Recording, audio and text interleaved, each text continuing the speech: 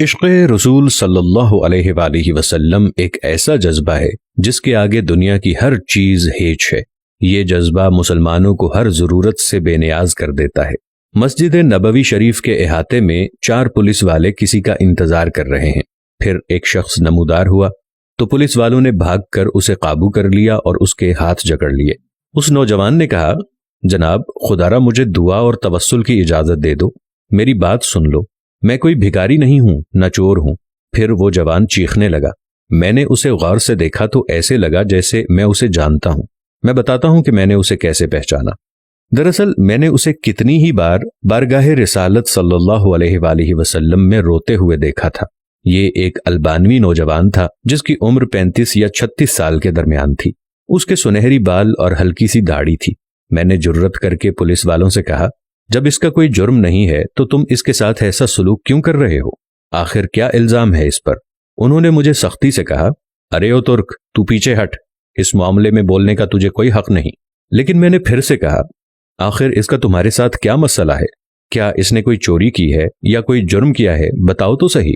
ایک سپاہی نے کہا، نہیں، یہ بندہ 6 سال سے ادھر مدینہ شریف میں رہ رہا ہے، لیکن اس کا یہ قیام غیر قانونی ہے۔ ہم اسے پکڑ کر واپس اس کے ملک بھیجنا چاہتے ہیں، لیکن یہ ہر دفعہ ہمیں چکمہ دے کر بھاگ جاتا ہے اور جا کر روضہ رسول میں پناہ لے لیتا ہے، اور ہم اسے حد ادب کے باعث اندر جا کر گرفتار نہیں کرنا چاہتے تھے۔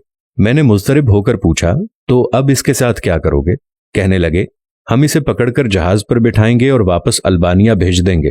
وہ نوجوان تھا کہ مسلسل روئے جا رہا تھا اور کہہ رہا تھا کہ کیا ہو جائے گا اگر تم مجھے چھوڑ دو گے تو؟ دیکھو، میں کوئی چور نہیں ہوں، میں تو کسی سے بھیک نہیں مانگتا، میں تو ادھر بس محبت رسول میں رہ رہا ہوں۔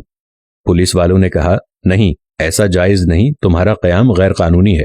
نوجوان نے کہا کہ اچھا، مجھے ذرا آرام سے رسول اللہ صلی اللہ علیہ وآلہ وسلم سے ایک عرض کر لینے دو۔ پھر نوجوان نے اپنا منہ گنبد خضرا کی جانب کر لیا۔ پولیس والوں نے کہا کہ چل، کہہ جو کہنا ہے۔ نوجوان نے محبت بھری نظروں سے گنبد خضرا کی طرف دیکھا اور جو کچھ عربی میں کہا وہ نوجوان کہہ رہا تھا، یا رسول اللہ، کیا ہمارے درمیان اتفاق نہیں ہوا تھا؟ کیا میں نے اپنے ماں باپ کو نہیں چھوڑا؟ کیا اپنی دکان بند کر کے یہاں نہیں آ گیا؟ اور میں یہ عہد کر کے یہاں نہیں آیا تھا کہ آپ کے جوار رحمت میں رہا کروں گا؟ حضور، اب آپ دیکھ لیجئے، یہ مجھے یہاں رہنے نہیں دے رہے۔ یا رسول اللہ، آپ مداخلت کیوں نہیں فرماتے؟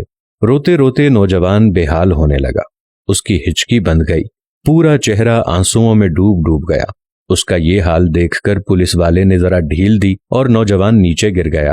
اسی اثنا میں ایک پولیس والے نے اسے ٹھڈا مارتے ہوئے کہا، او دھوکے باز، اٹھ، ہم تمہیں ابھی ڈیپورٹ کریں گے۔ دوسرا پولیس والا آگے بڑھا، لیکن نوجوان نے کوئی رد عمل ظاہر نہ کیا۔ میں نے پولیس والوں سے کہا، لگتا ہے یہ بے ہوش ہو گیا ہے، یہ نہیں بھاگے گا، تم پانی لاؤ اور اس کے چہرے پر ڈالو۔ اس کے چہرے پر پانی ڈالنے کے باوجود نوجوان کوئی حرکت نہیں کر رہا تھا۔ پولیس والے گھبرا گئے۔ ایک نے کہا، اسے دیکھو تو صحیح، کہیں یہ مر ہی نہ گیا ہو۔ دوسرا پولیس والا کہنے لگا، اسے ہم نے کون سی ایسی ضرب لگائی ہے جس سے یہ مر جائے گا؟ پھر انہوں نے ایمبولنس والوں کو فون کیا۔ وہ ادھر سامنے والے 7 نمبر گیٹ سے ایک ایمبولنس لے آئے۔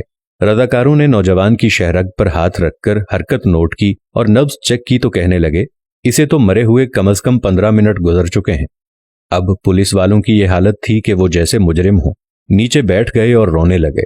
وہ منظر بھی دیکھنے والا تھا۔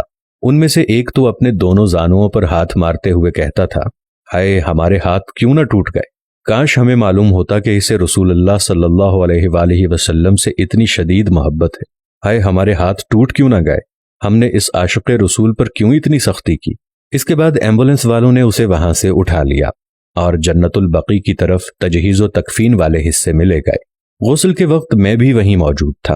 میں انہیں کہتا تھا، مجھے بھی ہاتھ لگانے دو، مجھے بھی اس کی چارپائی کو اٹھانے دو۔ جب جنازہ تیار ہو کر نماز کے لیے جانے لگا تو پولیس والوں نے مجھے کہا، ہم نے جتنا گناہ اٹھایا ہے بس اتنا ہی کافی ہے، اسے ہمارے سوا اور کوئی نہیں اٹھائے گا، شاید اسی طرح ہمیں آخرت میں کچھ رعایت مل جائے۔ میرے سامنے ہی وہ نوجوان بار بار کہہ رہا تھا کہ یا رسول اللہ، آپ مداخلت کیوں نہیں فرما رہے؟ دیکھا، رسول اللہ صلی اللہ علیہ وآلہ وسلم نے مداخلت فرما دی اور ملک الموت نے اپنا فریضہ ادا کر کے اسے آپ تک ہمیشہ کے لیے پہنچا دیا۔ اللہ تعالی ہمیں اپنے حبیب صلی اللہ علیہ وآلہ وسلم کی ویسی ہی محبت عطا فرمائے جیسی اس البانی نوجوان کو عطا فرمائی تھی۔ امید کرتے ہیں ہماری آج کی ویڈیو بھی ضرور پسند آئی ہوگی اور آپ کا بھی دل حضور صلی اللہ علیہ وآلہ وسلم کی محبت میں باغ باغ ہو گیا ہوگا۔ ویڈیو اچھی لگے تو کومنٹس میں صدقے یا رسول اللہ ضرور لکھیں اور ویڈیو کے بارے میں اپنی رائے کا اظہار ضرور کریں۔